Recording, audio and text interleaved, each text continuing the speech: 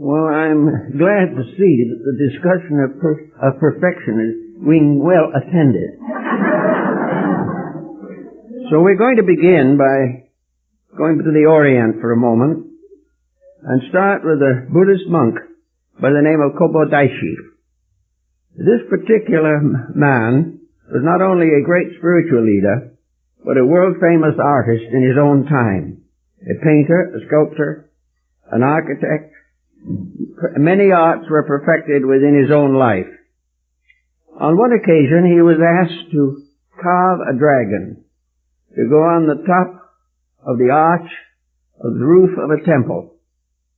And he made it so magnificently and so lifelike that when it was put in place, it slowly started to come to life.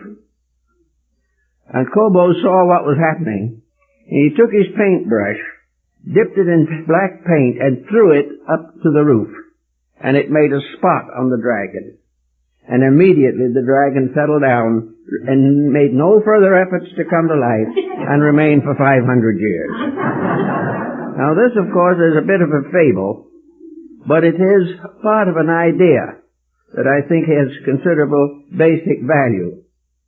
In the Orient also, we find the great cult of imperfection. Nearly every artist of the Eastern school deliberately makes a mistake in his work. He does this because he considers perfection to be a kind of audacity. Also, that it becomes the end of his own growth. He must always be not quite perfect. And everything that he does must have a flaw so that he can continue to grow. Now, the flaw is symbolical in many cases, but it is always there for fear that the object which he has perfected would fly away unless something held it back. So he made a little mistake. He left a little crack that he didn't fill. He made a small mistake in drawing so that no one would notice it, but heaven noticed it and enabled the item to remain part of our earthly world. Now, on another level of this type of thinking, we come to a common problem that we all face in life. Perhaps this is behind the Oriental point of view. We know, for instance, that nearly all arts come to a completeness and then die. We know that the moment we are confronted with any achievement which cannot be improved upon, something ceases. And where an art is so great that we cannot exceed it, it gradually deteriorates until it fades away. We have this in modern painting, sculpturing, and other arts, graphic and architectural. We look back upon Leonardo da Vinci and Michelangelo, and we say we cannot excel them. They have done everything that was possible to do in terms of art. Not only in technique, but in inspiration, the inner life of the artist. Regardless of his personal character, when he worked with his art, something tremendous moved in upon him. Today, this art we call classic. And the modern world is trying desperately to disprove it. They want to tell us that these new things that are coming along are much greater. We have freedom now. We have tremendous integrities. Things that we can't recognize. Not long ago, a large modern painting was hung in an exhibition gallery upside down because no one could figure out what the top and bottom were. This is what happens to an art which the individual feels he cannot excel. There are very few modern artists that are going to compete with Leonardo. They're just going to ignore him, develop a style of their own, influence an agent to take care of a distribution, and hope for the best. The great art, the great music, the great sculpturing cannot be excelled. Perhaps it should be. There should be something else we can do. But what can we do to the Cathedral of Cologne that has not been done? One answer was very evident.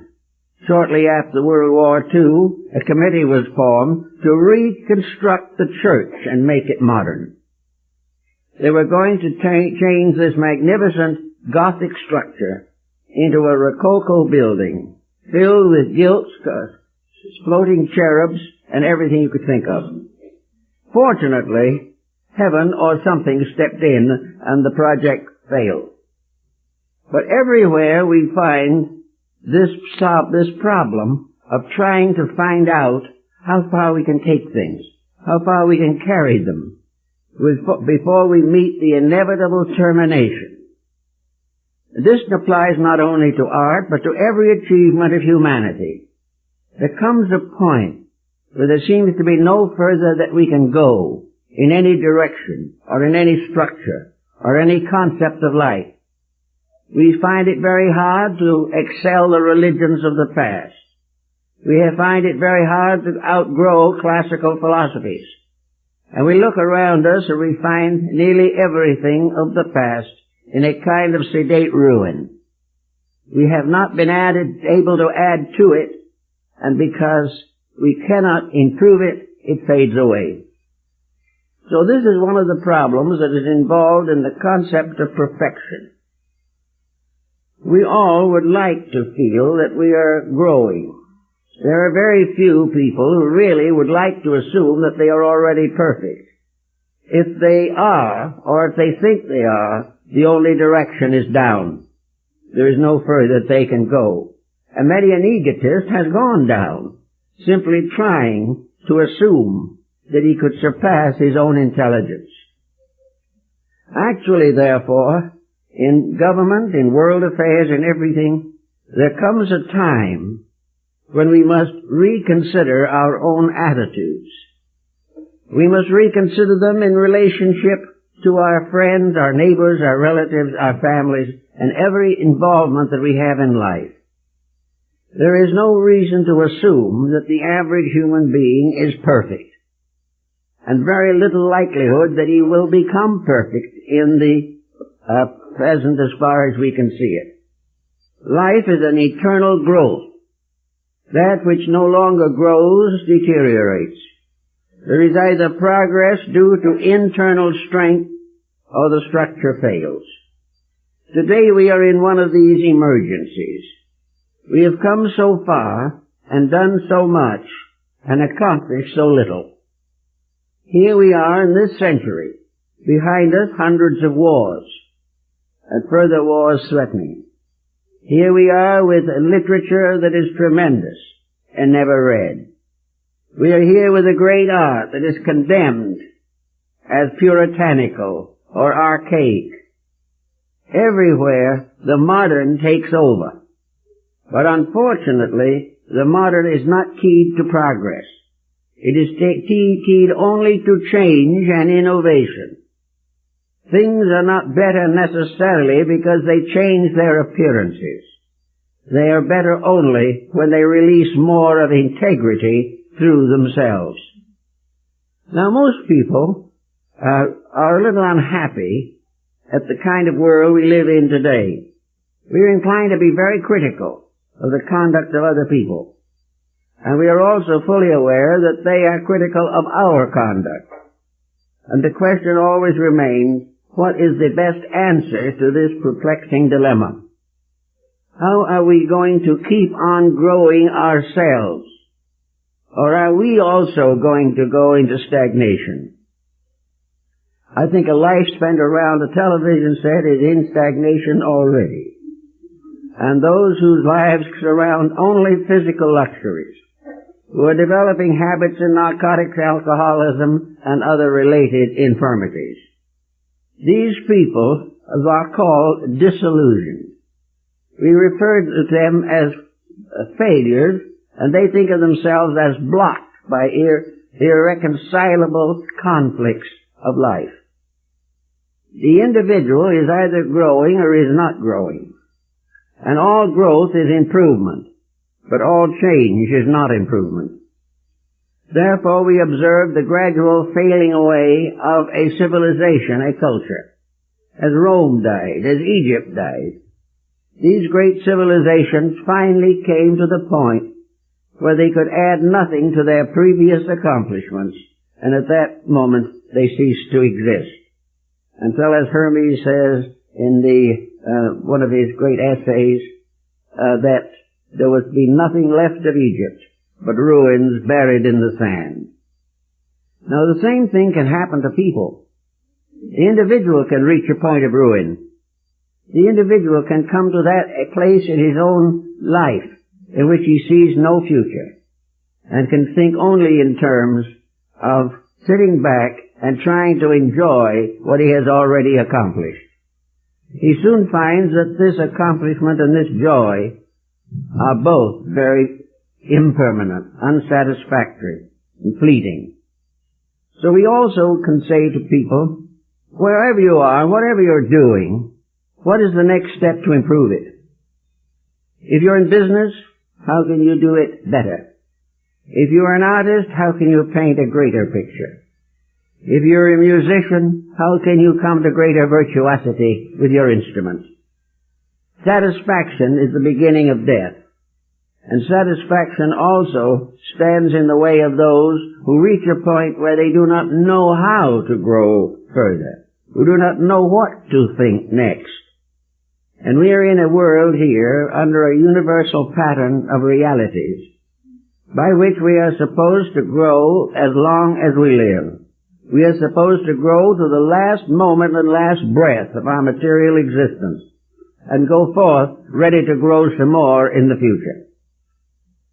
How are we going to face this with problems that constantly confront us? Age may reduce our efficiencies in many ways. The changes in social conditions can affect and afflict us. Everywhere there are problems, most of which we face by evading. We do not come front on to these problems. We seek to escape any further pain, disillusionment, discouragement, and slowly retire into a kind of internal neurotic isolation, which is nothing but the beginning of death. So that we are constantly thinking in terms of classical wisdom, that we must live and live by growing. When we cease to grow, we cease to live. There is no reward in nature to sit back and contemplate proudly previous achievements. There is nothing to be gained by smugly believing that we have done very well, or that we have done as much as we hope to do. No one does as much as he hopes to do, unless he does all that it is possible for him to do. And this means sometimes a process of reorganizing the way of life to which he belongs. He may find that he has gradually fallen into bad mental habits, that the mind which was given to him to think with has become finally simply a kind of a ghostly castle in which ancient memories vie with each other. Actually, the individual must continue to improve. Life is an art, and all arts must be improved. Not that we expect to perfect a life, but we expect to bring it a little nearer to that fulfillment which we now understand. The flaw is left there because as we grow, we will understand more. And any sense of ultimate perfection must not be allowed to develop within our consciousness. We can be grateful, thankful, and a little proud, perhaps, that we have achieved certain ends. But the moment these ends are achieved, we must move on. Any individual who settles back to enjoy his successes is already well on the way to failure. So as private citizens in our various walks of life, what are we going to do that might help us to gain a new dimension, a further unfoldment of our own potential? Well, we can make a very careful study of our available assets and liabilities. We can see where we are, what we are, and why we are, to the best of our abilities. We can realize that we have certain time at our disposal. Maybe a few years, maybe many years. How many years we will not know. But there will always be a tomorrow until that day when the workman lays aside the tools of his craft and goes into retirement, final and complete. Until then, we are all working. Now, after the economic system developed its tremendous pressures, life became a career. The only years in which the individual actually lived were those in which he was engaged in his chosen trade, craft, or profession. This means that he prepared himself by some educational system for a trade, a craft, or way of life. He practices this until he reaches what is termed retirement. Now, retirement is a bad term in itself. No one actually retires. No one can retire as long as he can breathe. But he can attempt to fill those years ahead with matters of no concern. He doesn't want to work hard anymore. He's a little tired of trying to think. He is more or less surrounded by people who are themselves giving up the fight. And he therefore has a tendency to settle back and lose the most important years of his life. One of the Greek philosophers observed that the most valuable years in a person's life are the years which follow after the ends of labor. In other words, retirement. That then the person has the clear field to observe and plan for what he is going to do next. He must do something. He must do something with the fact that his life, as he has lived it, has a defect in it. Every person's life is like the Japanese tea bowl. There is an intentional error somewhere in it. It isn't intentional as far as the individual really understood it, but it was a built-in error, which was the result of the limitation of human perspective, the inability of adequate knowledge, or the pressures of circumstances which he was unable to resist. But in any event, when we retire from business, we retire as an artist with more work to do before he can claim to be a master of his art. So whatever we're doing at the time when we decide that we are looking for peace, leisure, and quietude, we must ask ourselves very carefully just what this is going to do for us. If we are Zen people following some meditational system, then perhaps this retirement permits a further development of that particular quality of life. The individual improves his meditational life, enriches his internal mystical experiences. To others, this is merely an avocational period. Hobbies step in. All kinds of attitudes and obligations are assumed for pleasure, relaxation, or retirement. Yet everywhere the individual is, even though he may retire, there is something to learn, something to do, and another forward step to take. Sometimes this forward step is adjustment. An individual who has done his own way and had thought his own thoughts for life suddenly finds himself limited. This is a very important challenge. If he does not accept and solve the challenge of limitation, he is failing one of the greatest experiences of life. We can put it in simple thought that the whole of a person's life leads up to those years in which his experiences become the most important factors in his existence. And experiences are things to be studied, to be analyzed, to be examined. Experiences for the average person are compounds of success and failure. They prove that some things are right and that other things are wrong. Experiences also pass through a mental process in which very often they are completely misinterpreted. The individual who had a hard life begins to be sorry for himself instead of recognizing the tremendous experience potential he has to work with. There are so many things he can learn, so many things that he can do, simply because he has had a strenuous existence, and in these working years has contacted and worked with innumerable factors and persons. The problem, therefore, is to make sure that the progress of our lives is continuous, that it never stops even for a moment. It does not follow that this progress has to be unhappy. It has to be strenuous or under some kind of a strange, rigorous discipline. It simply means that the individual continues to learn and continues to grow. A great artist continues to learn. He gradually develops skills and techniques which enable him to excel himself. And in this world, growth is to excel oneself. And failure is to sit back and smugly feel that we've done all we could. There are many things in life that we have to look back upon as definitely unfinished incidents in themselves. We have to realize that in certain occasions, at least, we walked out on the lesson, that we tried to avoid it, that we would not accept it. Then there are other times in which we have failed to repair damage that we have committed. It's interesting, of course, to realize that the mind is very aware of unfinished business. It remains somewhere in our subconscious as a kind of question, as an uncertainty, as a certain disappointment, something that we didn't solve, something that didn't work out. We forgot to apologize to the person we had injured. We continued to dislike a person we should have forgotten and forgiven. And as long as the injuries remain, we cannot forget. We can only forget that which is solved. Therefore, anything that we bring forward in memory that is in any way unpleasant is something that needs to be done right now.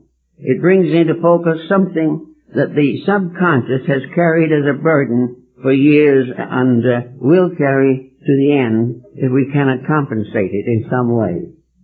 This, I think, is one of the reasons why a certain group of very wealthy persons, before they pass on, donate to huge institutions, create libraries and hospitals and universities, because in some way it's not only they can't take it with them, but they can't leave it behind and learn anything unless the gift they make is also wise. They've got to do something superior, perhaps, to what they've ever done during life. There is one case of a man who's very wealthy, who made it a definite boast in life that he never gave anything to anyone. No matter how needy, how worthy, how wonderful the cause might be, he gave away nothing. And he reached his deathbed with everything that he possessed still in his own hands. This was a problem, however, that he had to face in some way. And when his will was read, he had given everything to the charities he'd refused a dime to while he was alive. Those are kinds of quirks of human nature. They are things that we don't really understand, but in one way or another they interfere with the gracious growth of our inner values. So we have to begin to see what is the next step toward perfection. Assuming that the perfection might be thousands of years in the future, or hundreds of embodiments from now, it is still important to begin the journey. The longest journey begins with one small step, and each individual must make as much amends as he can to make the life he is completing as useful and as permanently valuable to his growth. He must therefore begin to build in the values which will survive the vicissitudes of change. I think one of the problems that we all face in these times is the need to recover from a certain habit, the habits of frustration. The ancients didn't suffer from the habits of frustration as much as we do, because they lived in a much simpler world. And while many of them passed through their lives without any great achievement, they didn't have this tremendous sense of futility that has descended upon this generation of human beings. There is a tremendous sense of hopelessness or helplessness. Now, this is all based upon the concept that the individual is completely at the mercy of his environment. It means that the person cannot do anything he wants to do because society will not let him do it. And yet this cannot be regarded as a valid excuse, because after all, no matter how heavily society impinges upon us, the inner life of the individual remains his own, not only from the cradle to the grave, but from the beginning to the end of his evolutionary cycle. There is no way in which an outside circumstance can completely frustrate the possibility of internal growth. It may be more difficult to grow under certain circumstances, but if this is true, then the achievement is that much more important. Wherever the person is, he must work toward the fullness and completeness of his own nature. So we try to look around to see what a human being should be.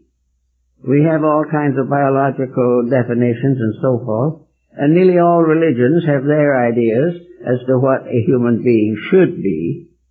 But there is also within most of us, and brought forward from centuries of relationships, a kind of general idea of what constitutes a good person. We may not really believe we can achieve it, or we may think we already have done it. But regardless of what we think, there is something every individual can face, and that is the possibility of internal growth. And this probably is very closely associated with the clash of opinionism. We hardly pick up a newspaper or anything in which we do not find articles that distress us, that we don't like, that we don't believe. Some of these apply to conditions in which certainly all human beings are in common accord. But there are many cases in news in which items of the news comes directly to some small personal opinion of our own.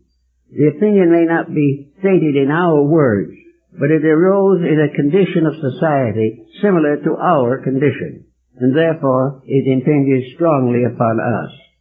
All this type of impression can come under various types of ulterior motive or ulterior thinking. The individual can have prejudices, and prejudices can be tremendous things. They can be the greatest imperfections in the life of a person. A prejudice is something in which our own attitudes, very personal and very unenlightened, pass final judgment upon something we have not properly or intelligently estimated. A prejudice is the process of, in logic, in which every human being dislikes the dog that bit him, and regard that way no longer wants a dog. It doesn't make any difference how many wonderful animals there are. The person is prejudiced by an experience in his own life, and this is one of the most common causes of mistakes in human nature. We have a person belonging to a certain group. That person disappoints us or disillusions us. As a result, we turn from the whole group. We are not able to measure things by their own values. We cannot measure them entirely without consideration of the previous popularities or lack of popularity which these experiences portray. So little by little we build up attitudes that are not the result of thought, but are the result of feeling, a complete irrational feeling. Now feelings can be a very difficult thing. Feelings should be transmuted into great artistic creativities, but they aren't always. Very often feelings are very personal mistakes in the character defects of the person. Now why would a person have wrong feelings? Well, he's been hurt. Perhaps he has not been educated to understand the values and facts involved. Perhaps he has not become aware of the way of life of the world in which he lives. Perhaps he is too local in his thinking. He has not gone out into the larger world of life.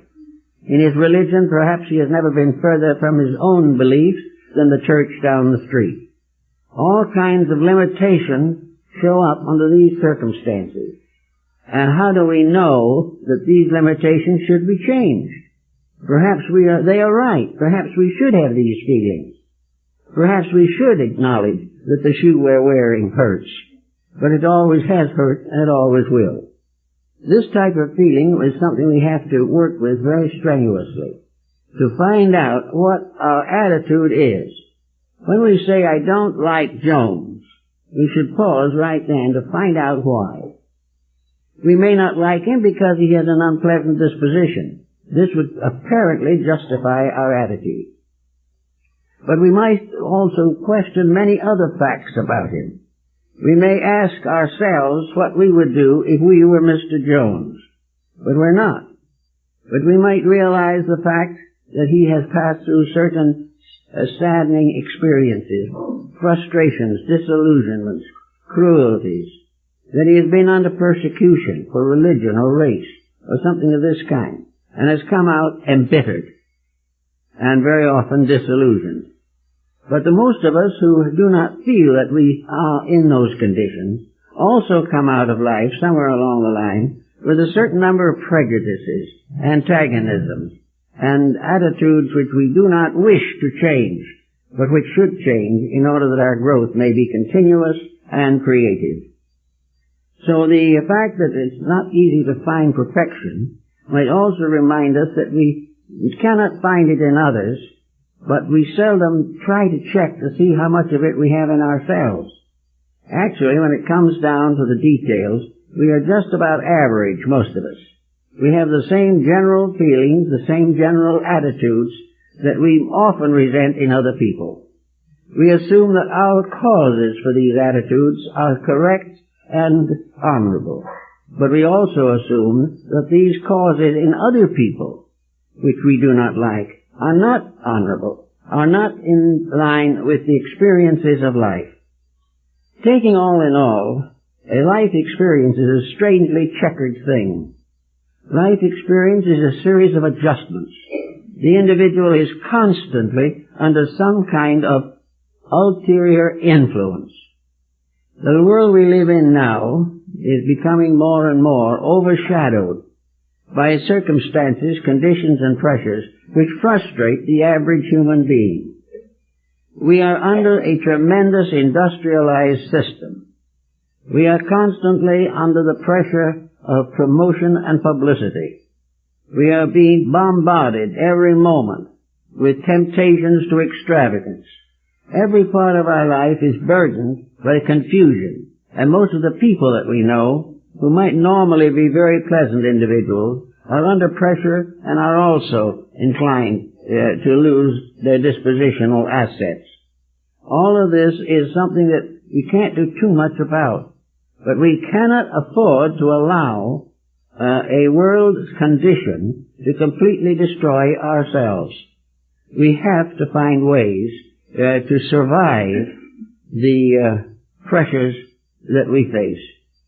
Actually, there must be some reason for these pressures, or they wouldn't be here. There's a great question arises on many hands in the course of time, and that is why the universal laws of existence were so complicated. If God was all-powerful, why doesn't He make us all fat happy and let it rest at that? Why does He make life increasingly difficult for every generation? Why is so much demanded of us, and at the same time we remain so ignorant as to how to solve our own problems? Well, this can go on forever, but the fact of the matter is that discipline is involved. We are, as a group of human beings, suffering from a serious case of spoilage in most instances. We have too many privileges, too many opportunities, and not enough real integrity. We are not ready to fight for principles, but we are often ready to fight against them.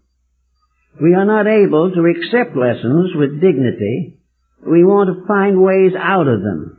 We want to hire someone to take care of our affairs. We want to transfer our moral life to the clergy. We want to transfer our health to the physician. We want to transfer our legal problems to the attorney. We do not want to carry problems because we say we're not prepared to carry them. We don't know how to carry them. Well, it's true. In these areas, progress is not perfect. We are not really completely qualified for many decisions, but 9 people out of 10 are qualified for better decisions than they make. In some cases, they can only do the best they can. But if they've really done that, there is a certain peace of mind that comes from that. But where they are reaching out for something they don't deserve and don't get it, then there is great trouble and distress and emergency in the family. So we have to try to find out what to do about the kind of world we live in. Today we are living in a most complicated world. The threat of war hangs over our heads.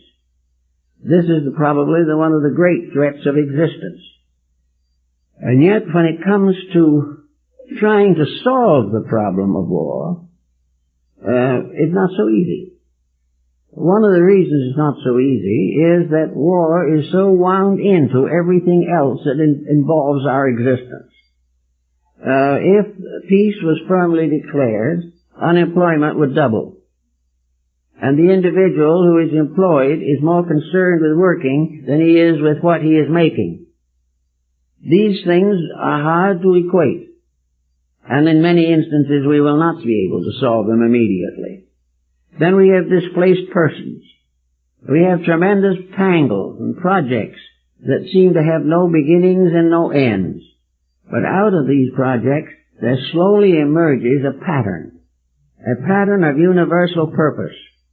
And in spite of all our discontents and the miseries of existence, today, if we are very thoughtful, we can see the pattern coming through all around. Things are definitely moving, and finally they are moving in the right direction. But they will not move in the right direction completely until they have moved in every wrong direction and found it out. The individual is always going to take the lines of least resistance, and integrity requires the lines of the greatest resistance. So we are looking around to find how to improve or get a little nearer to perfection in the various aspects of our thinking. I believe that one of the most important things that we have to work with is to find some kind of a basic concept of value that we can accept, that does not require the belief in strange and marvelous things that we don't understand. That there are ways in which we can simply face facts that have been proven by ages of application. Principles do not change. The applications of principles may change, but the integrities are basic, and the problems that we have arise from our resistance to these integrities. So for the person who is not going to go into a profound scholarly research, a research which may prevent him from ever having any time to do the things he discovered, we will face into a very simple problem, the next step in self-improvement. What is the next thing that we must do to really grow? Well, it isn't a vacation in the Bermudas. It isn't another weekend in Las Vegas. The things we have to do in order to get straightened out is to find out how to make our own thinking straight, constructive, and realistic. These changes are necessary. We are now moving largely upon appetites. We are moving upon privileges and pleasures. We are wasting our lives and our goods in a desperate effort to enjoy ourselves. And gradually, one by one, these joys fade, and the end is misery. So we have to start with something, so let's try to think out a few basic facts. The first basic fact is that we as individuals are here to grow. We are not here primarily to have more. We are here to be more. And actually, of course, if we believe we must have more long enough, we will destroy ourselves and be right back in the position where we have to find out what we are worth as individuals, as living things. So that all the releases of internal have to do with internal values, realities. One of these, for instance, that we are working with constantly is the ability to face reality without tension. The individual does not have to depend upon a variety of sedatives in order to face the common tasks of living. It is perfectly possible to smooth out the inner life. This is done by discipline. And many of these disciplines are found in the mystical and esoteric religions of mankind. But their primary purpose is simply to allow the individual to do what is necessary and what must be done with the least strain upon himself. He can make things difficult, or he can make things easy. He can accept a challenge in the beginning instead of having it forced upon him in the end. He can go through all kinds of changes and situations if something can be done to prevent his mind from becoming all confused, mixed up, and uncertain the moment an emergency arises. So we can say, if you can learn one thing, whatever happens, face it in a condition to use your faculties. If an emergency arises, you should think as clearly as possible. But in most emergencies, the individual destroys the power to think at the beginning of the emergency. He becomes involved in all kinds of pressures. He is looking for escapes. He is sorry for himself. He is antagonistic towards others. He dislikes his world. He knows all kinds of people responsible for his trouble. And he gets all worked up and ceases completely to improve as a person. In the course of doing this, by the way, of getting himself all worked up, he destroys his digestion, affects his elimination, endangers his vitality, and shortens his life. If he is enough worked up over a situation, he may have a stroke or a coronary, and the world will go on just as it was. And there will be no way in which he can really change the circumstances that he has forced upon himself. So the beginning of intelligent living is to live quietly, quietly within. This does not mean weakness. It does not mean that you agree with anything that is not right. But you face things directly, simply, quietly, without emotional overtones, and weigh all things and cling unto that which is good. This way is a great saver of energy. And a life lived this way is apt to develop a number of extra years in which to learn more and accomplish more that needs the doing.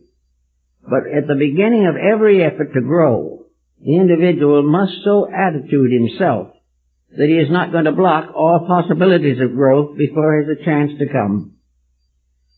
Having come to this meaningful decision, the person simply takes a deep breath and counts 10. That was grandmother's favorite solution to problems. She always counted to 10, and if it didn't quite work, she counted to 10 again. And by the fourth or fifth cycle around to 10, she had the matter under control. So the moment an emergency arises, keep quiet. Do not commit yourself to anything. People have lost fortunes because they talk too soon. Actually, be quiet. Think all things through, and try to work out for yourself the most just and the most benevolent way of solving the problem.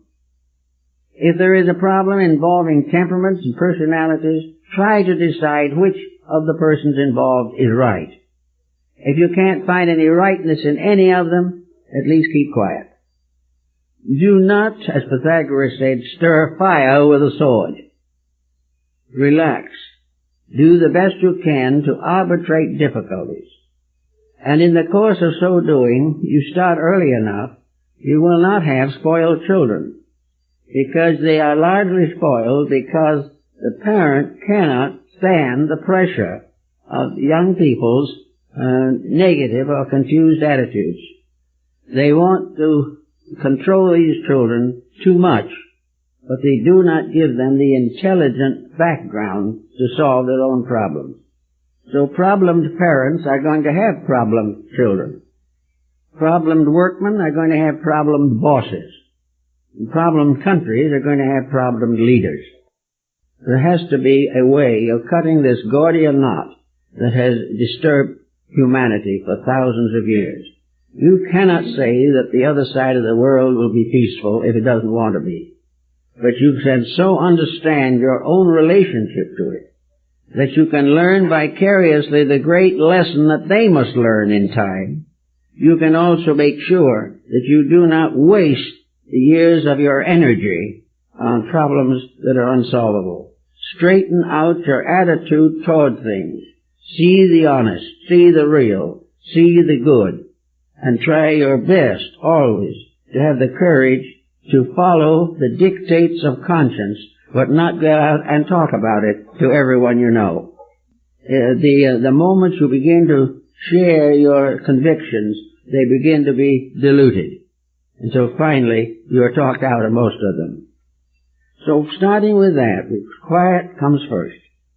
Now the next thing that you have to figure out is in the condition that you're in at the moment, just where you are now, what is your principal trial? What is happening to you right now, or what has happened over a long period of time that is weighing heavily upon your conscience at this moment? Why are you troubled?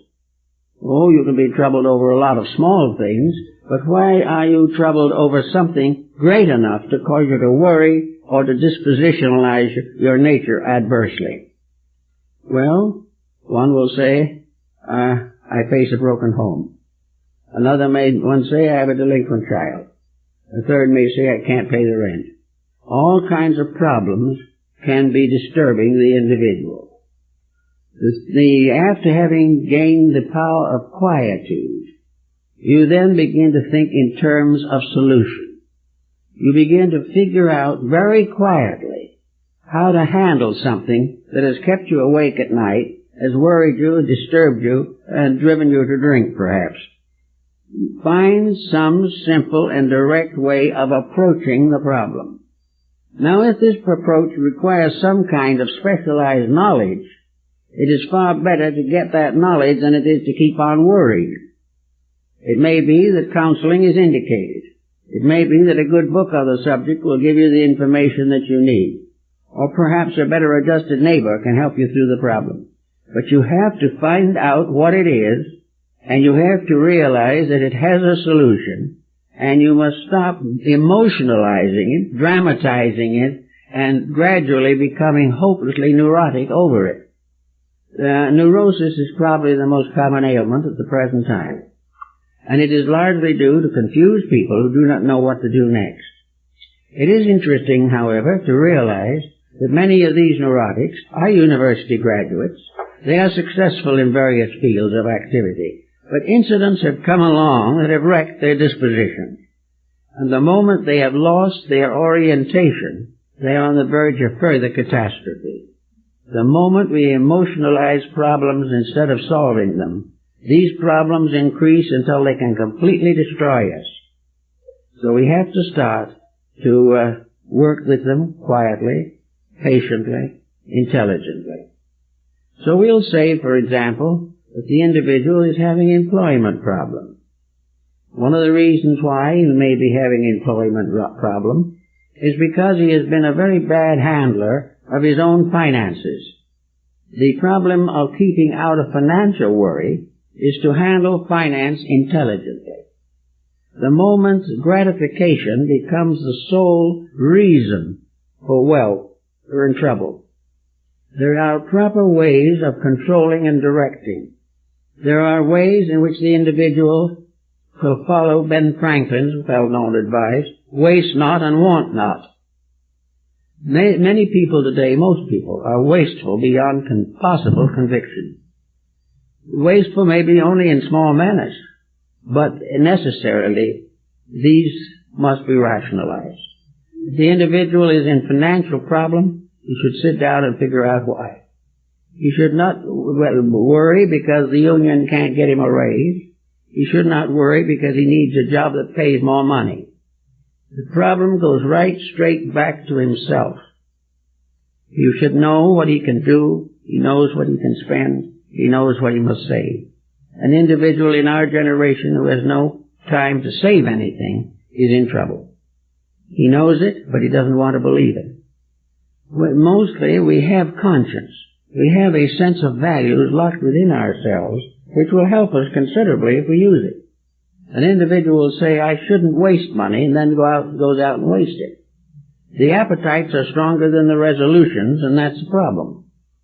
But everywhere along the line you come along, there should be clear-cut clinging to facts. The individual should put the integrities first. Instead of trying to humor the spoiled child, the intelligent parent must try in every possible way to give that child a firm foundation on which to build a life. This, of course, interferes with a lot of things. It interferes with pleasure. It keeps the person at home, trying to take care of his children. These things we do not like to do today. We want complete freedom.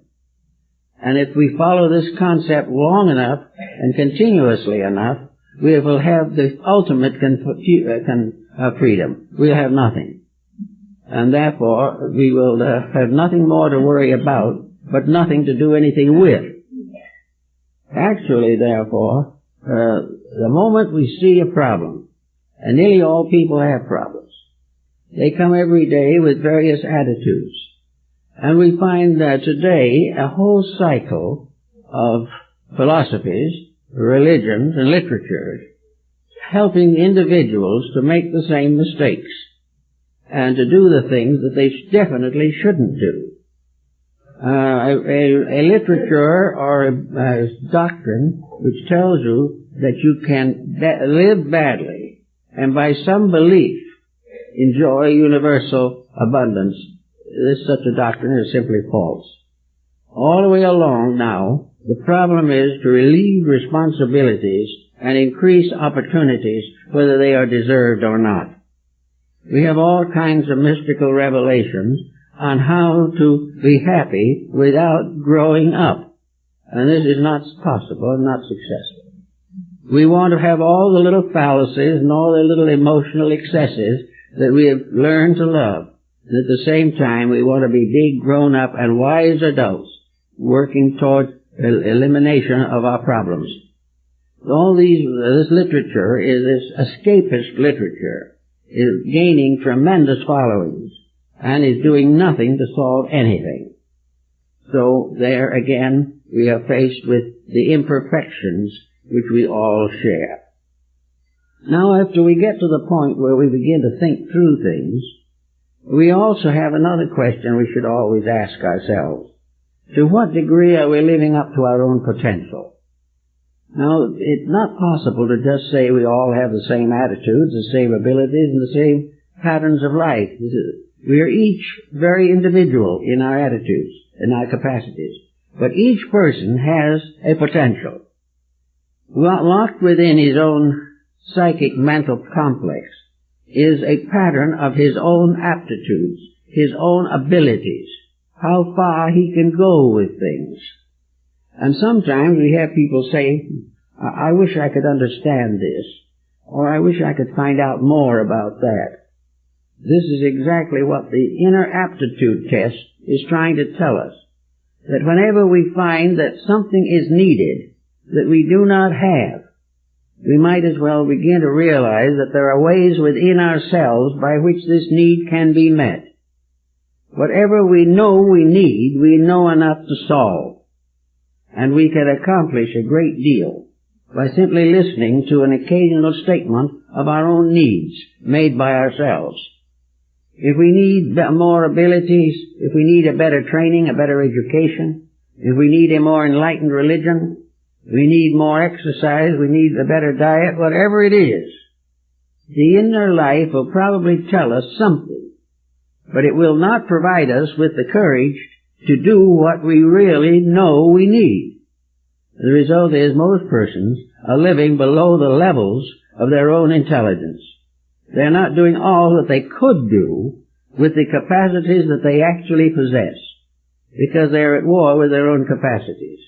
They are inclined to use capacity only for the fulfillment of personal pleasures or personal rewards. Another point that we have to come into contact with is the gradual change in society. What today is best understood in the way of life that we know. We are beginning to realize that the ambitions and the objectives of most people are essentially not right. The individual's objectives are nearly always bound to success in some form. But what kind of success?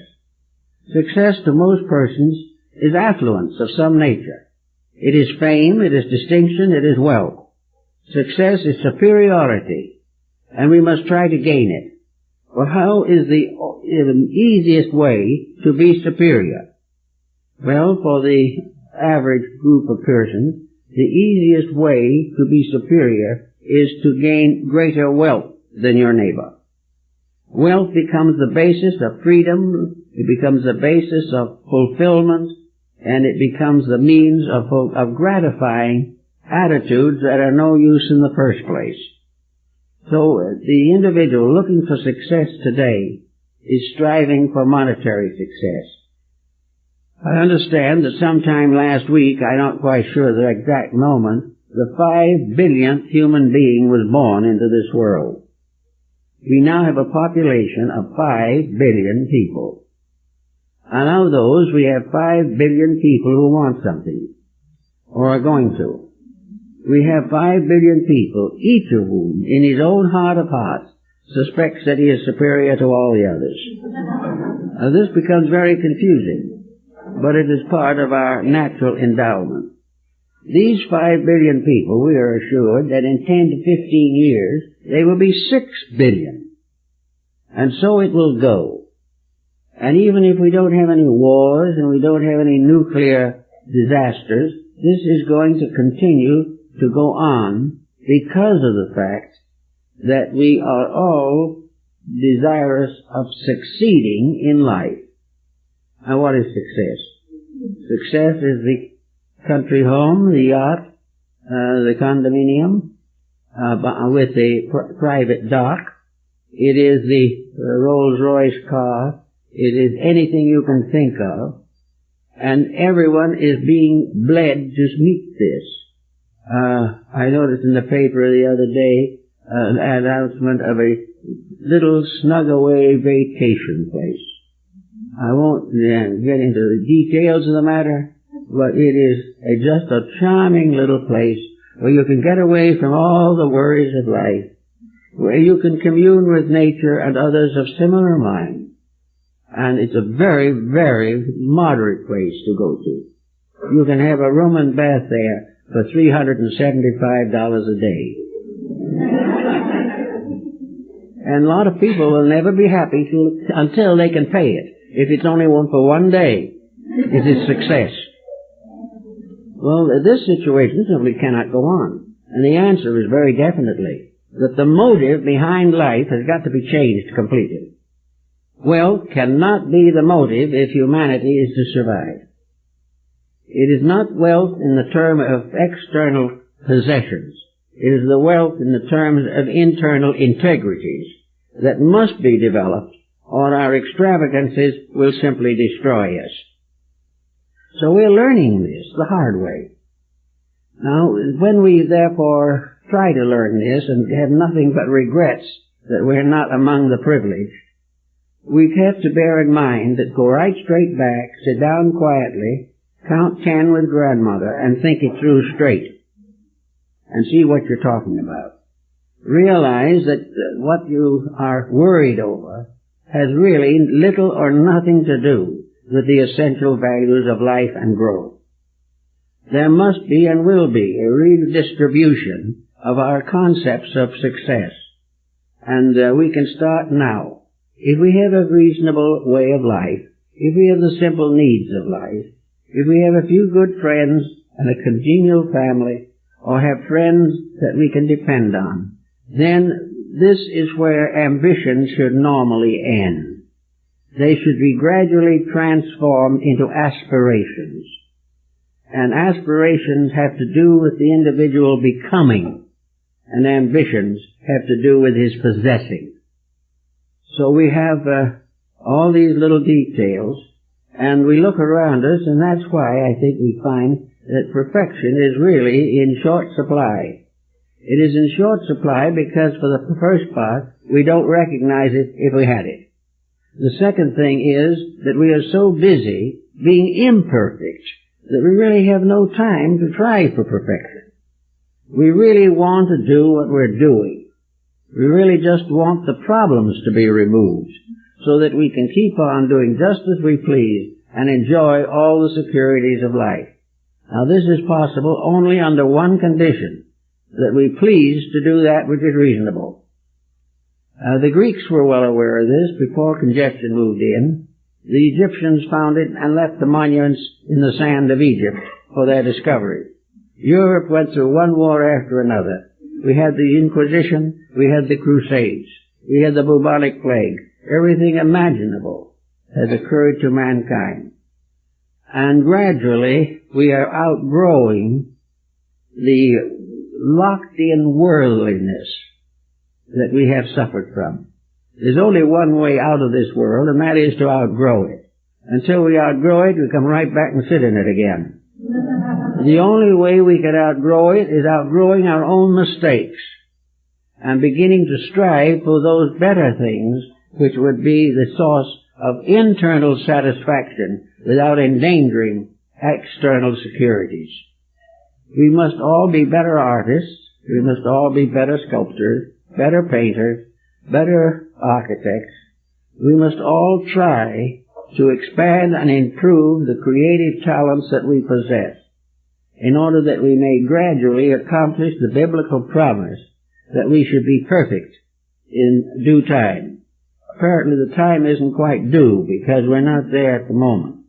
But we are told, be ye perfect. Well, perfection means that the individual is in complete harmony with the reason for his own existence. He is one and completely in sympathy with the great plan of life to which he belongs. He is keeping the rules, and the rules are keeping him. He is filled with the security of integrities, and therefore he is on his way to a genuine perfection. When he gets to the point where he is perfect, he will be like the Kobo Daishi's dragon. He will not be any longer struggling and wandering and wondering and fighting.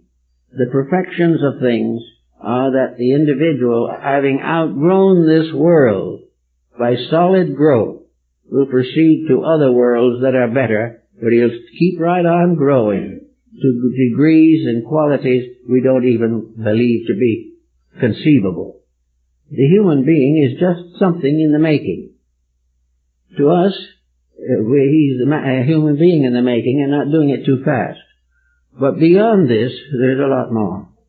The human being is a potential universe. Everything that exists in space is there with him. Every growth and conceivable in the vast universal pattern of things will unfold as a great pattern for the unfoldment of human life and all other life that exists in our universe. We are all gradually moving towards perfection. And in that perfection, when we gain it, we will have perfected this kind of life. We will have outgrown the shadows and sorrows of mortal existence.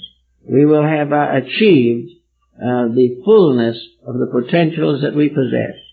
And having done this, we will graduate with honors. We will no longer be dropouts. The average today person would like to be a dropout from this troubled world.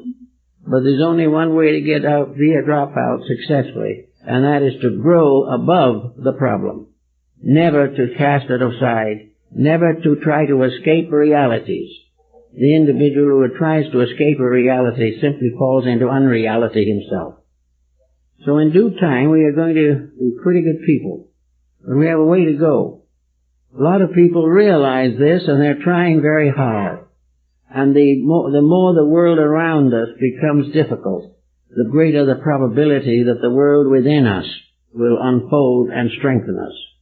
There is already a considerable group working in the world for the sincere purpose of trying to make this a better place. They belong to all kinds of groups and organizations, though they are separate individuals.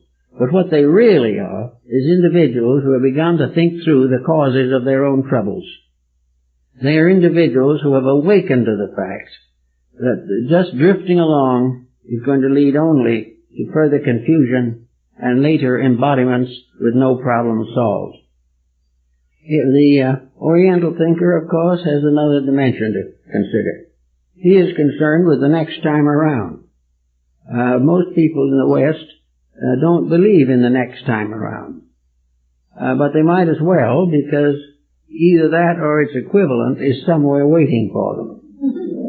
But whether it's this next time around or no time around because of the immediate punishment for misdeeds, which we no longer really take seriously. The problem remains that we have to live with ourselves until we can do it joyously. And when we can live with ourselves so happily and harmoniously that everything involved in the pattern is peace and tranquility, we will have to keep on trying to live with ourselves. So we go out of here perhaps with a little achievement, something a little more than we came in with, and we struggle on to another embodiment. And here we come back with all the unfinished business that we tried to avoid or evade in our previous embodiment. So what do? We simply land in a more difficult position than we'd expect or hope we would land in. This is simply because we have made no plans for a better re-embodiment. If we really believed it, we'd begin living better right here and now, so that we wouldn't have to face all this difficulty and debility that lies ahead. The selfish individual who dies selfish will be reborn selfish, and it will keep on like that until selfishness dies in him. And every conceivable problem will present him with new opportunities to get over this selfishness. But he may fight on for another 10 embodiments before he takes advantage of the truth of the matter. So everywhere in this problemed world, we have to realize that there's no proof, no satisfactory evidence that getting out of here is going to solve anything. We do not have any reality of the idea that our sins will disappear with our flesh. They didn't begin with the flesh and they won't end there. Our flesh was perfectly reasonable, perfectly simple flesh, a body to help us to live. Our sins were not in the body, but to the body. We sinned against it. We worked against it. We deprived of it of nourishment and relaxation. We gave it no proper care, and the body went. But the causer of that care is still the same person. And this causer of our care is the thing we have to think of. And it is always ourselves. So if we want to have a little better time, and if we want to have a little better world, we have to realize that this world all more or less comes in together. We've got a certain number of basic entities, and they come in patterns until all have had the same opportunities. Each pattern is a little different. Each challenge is a little different. Each karma has its own individual intensities. But everyone that comes back to learn the lessons they haven't learned yet. And those who have finally learned those lessons may return, but they will return as teachers and guides and helpers of other persons. Those who come into this world, and we have great, great respect for them, individuals who have from birth sacrificed almost everything for the common good. Persons who have gone into the desert and the jungles, into plague-infested areas, the Father Damiens and the Albert Schweitzers, all these kind of people who have dedicated their lives to the service of humanity. They are a little nearer perfection because they have conquered more along the way than we have. It doesn't necessarily follow that they have ever had any easier life than we've had, but they learned more and began to come into the realization of the true purpose for life, which is not this purpose of aggrandizement, this purpose of accumulation, but probably the finest labor of life is service. Service to the needs of those who are still growing. Service to the needs of those who need the instruction by example which we can give. The service that will put persons into responsibilities where they can guide the lesser along the way. In the wisdom cycle of things, those who have learned become the parents who must guide the children who have not yet matured that completely. So all the way along there is a pattern and a law behind everything. And this law is something that in itself is not cruel. There's nothing unkind about it. It's really all most kind thing in the world. It is simply a simple fact that we are creatures that depend upon a universal pattern for our own survival. Our breath, our food, our air, the water we drink, the vegetation that fills this planet. Everything is part of a great lawful scheme. Something that is so tremendous and incredible that we can't even imagine it in its real substance. But all of these things are part of one vast totality. A man is one of the fragments of this totality. He is part of it. If he stays with it and keeps its rules, he has security. If he turns upon it to exploit it and destroy it, he destroys not his locality, but himself. We are assured that the individual who really wants to grow can do so. That nothing can stop growth except the failure of the determination within the person. We are not the victims of the strength of obstacles. We are victims of the weakness in ourselves. And to realize this is to help us to build a more useful and more perfect life in the future. So if perfection is hard to come by, it is still the most desirable thing in the world. And how shall we know it?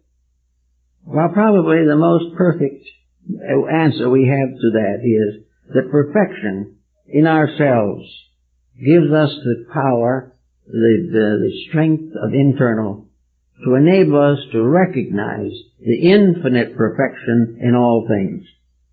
The moment we become perfect in ourselves, we behold a perfect universe. And being in a perfect universe, we live accordingly. While we are not perfected in ourselves, we see as through a glass darkly. And with our imperfect vision, behold the tragedies that have resulted from our own mistakes. But that which is perfect, as we must ultimately become, is that in which truth is sovereign. Reality is accepted without question, and each individual is doing that which was his original purpose in existence. Therefore, we are all growing towards a divinity that is not only ruling all things, but a divinity that is ruling us from within ourselves. The more we evolve, the more we unfold our potentials, the more that which is eternal within ourselves achieves victory over the temporal. It is the God in us, the Christ in us, that is the hope of glory. And the release of that power must come through the disciplining of the nature. The mind must be rectified. The emotions must be purified. The body must be made responsive to the needs of the inner life. And the environment in which we live must be beautified to the degree that we can accomplish it, so that all things that are necessary for the fulfillment of the divine plan can be achieved within ourselves. If we take these matters seriously and not painfully, just quietly, it's no more difficult perhaps than it is to learn to play a good game of golf. It may be not any more difficulty than knowing when you have trumped your neighbor's ace in a game of bridge. It makes life not a game exactly, but a tremendous challenge. A challenge which can cause us to release potentials we do not even know that we have. But life is not one disaster after another. It is the need to clarify in one straight line of thinking by which nearly all disasters are minimized. So if we really want to grow as rapidly as we can and come a little nearer to that eternal rightness which we all hope to attain someday, then the problem is to start now. Count 10 with grandmother and start thinking through quietly and in straight, rational way every complication of your life, and think how, with graciousness, with kindness, with love and forgiveness, you can clarify most of these complications. As this process develops, your health will improve, your friends will be more numerous, your relatives will welcome you, and the great plan of nature will reward you with peace of soul. These are the things which we all work toward. Well, I think that's it, but I got an announcement to make. We have in the library this morning a new exhibit which we think you will enjoy. Many of you probably have been down in the New Mexican area where these tribes, Indian tribes, the Hopi, Zuni, Navajo, and so forth, have their rituals and their wonderful dolls, the Ketchinas. These godlings have been part of Indian mythology and legendary from very ancient times. Masked dancers are found in the religions of practically all people, and always we find the myths and legends involved in them. This interesting gentleman who we have with us in the library, or at least we have his work, is a Mr. Florian Gabriel. He lived in these areas for years. He is a very gifted artist, and he has created a display of the masked dances of the Zuni, Hopi, and Navajo peoples. His work is not photographic. His work is dramatic and dynamic, and he has made these mysterious little beings that are like the gnomes and elves of Europe into very real, dramatic, and tremendous artistic creatures. And we have a very nice display of his work in the library. We want to thank him for having brought these to us, and we think you will all enjoy seeing these little masked dancers that represent the spirits that come to the various villages in the mesas of New Mexico and Arizona. We hope you'll take a look. I think you'll find it very interesting. Thank you very much.